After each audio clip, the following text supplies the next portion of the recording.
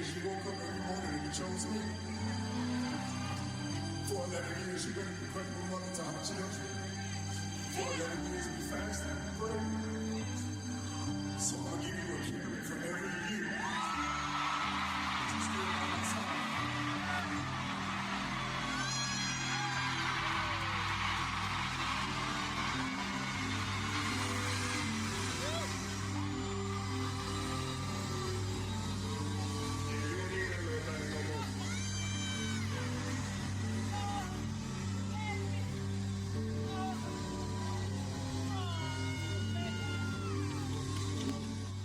Hold on. Fantasia just had the most beautiful Valentine's Day moment of her entire life. 11-carat ring, packed arena, her man on one knee, and her own father got on Facebook and torched it. Her father. We need to talk about this right now. Okay, so if you missed it, and I don't know how you missed it because this was all over the internet, Fantasia Barrino was performing her Valentine's Day show in Houston on February 14th. Sold out crowd. She's on stage in a full black sequined look, about to go into When I See You. And then her husband, Kendall Taylor, walks out. White suit, red roses. And this man looks her dead in her eyes and says, "Pause. I gotta make something right. Y'all." He said they got married at a courthouse 11 years ago and he never properly proposed. So he got down on one knee right there on that stage in front of thousands of people and gave her an 11-carat diamond ring. 1 carat for every year of marriage. Fantasia lost it, the crowd lost it, the internet lost it, people were crying in their cars watching this video. It was genuinely one of the most beautiful black love moments we've seen go viral in a long time. And then her father opened his mouth. So within hours of this moment going viral, Fantasia's father, Joseph Barrino, is on Facebook calling the whole thing, and I need y'all to hear this, fake cry bullcrap. Sir, he went on Facebook Live calling himself a crying father who just wants to protect his daughter. He accused Kendall Taylor of being connected to missing money in Fantasia's camp, specifically referencing what he called a fired financial committee that allegedly couldn't account for funds he believes Kendall may have taken.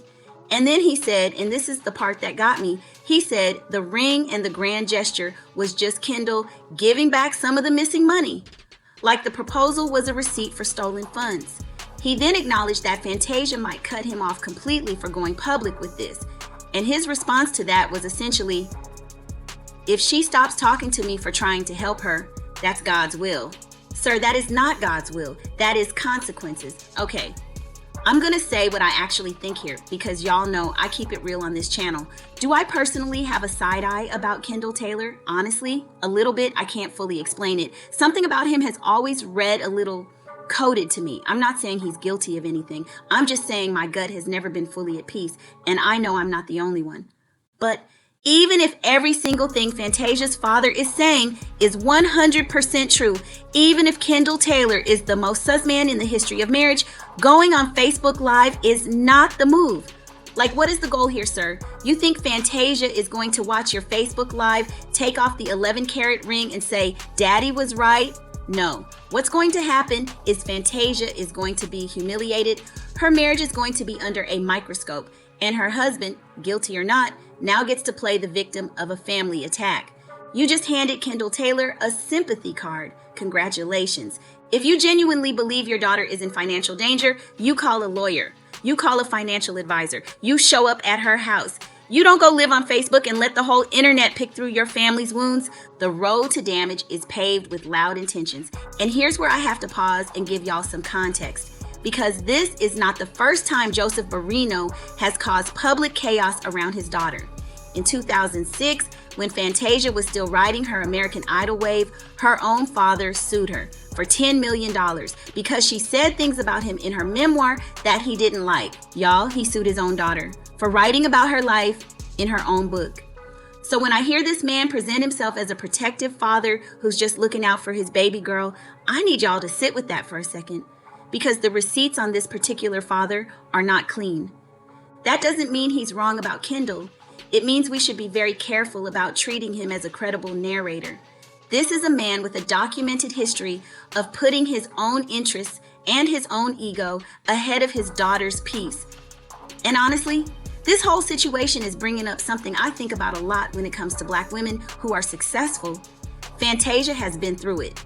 Y'all know her story. She came up hard. She survived things that would have broken most people. She built a career, a Grammy, a family, a whole life on her own terms. And every single time this woman finds something beautiful, something that is hers, there is someone in her orbit ready to drag it into the mud. Her love life has been public consumption since American Idol. Her fertility struggles were public. Her faith is public. And now, the one genuinely sweet moment she had on Valentine's Day, the kind of moment most women dream about, her own father turned it into content. That's not protection, that's possession, and there's a difference. Okay, y'all, I want to hear from you because honestly, this one is genuinely complicated, and I don't think there's a clean answer here. Do I think Kendall Taylor is completely innocent? I mean, my spidey senses have always tingled a little. Something about him has always felt like he's performing a role more than living one, but that's a feeling, not a fact. Do I think Joseph Barrino handled this well? Absolutely not. Not even close. And his history with his daughter makes it even messier. But here's what I know for sure. Fantasia is a grown woman. She has the right to navigate her own marriage, her own money, and her own family drama without her father crowdsourcing opinions on Facebook. She didn't ask for this. She deserves peace. Drop a comment. Are you team father should have stayed off Facebook, or do you think he had a right to speak up? Because I feel like the comments on this one are going to be a whole thing. Y'all, I am linking her father's full video in the description because I want you to see it with your own eyes and form your own opinion. I'm playing a clip here, but the full thing, it's a lot. Watch it, then come back and tell me what you think. That's right. I'm glad. If I can't reach you, I got a way of reaching you. Go through your camp. Baby girl, I love you with the love of the Most High, but you sleeping with the enemy. And I'm glad that you came up there, but by you want to get, listen, I can't talk to you, so I'm glad that you came here. But honey, you don't know what you're doing. I'm praying for you, but you're shortening your days because of a man that you don't know. And your camp told me that he's stealing. Yes, they did.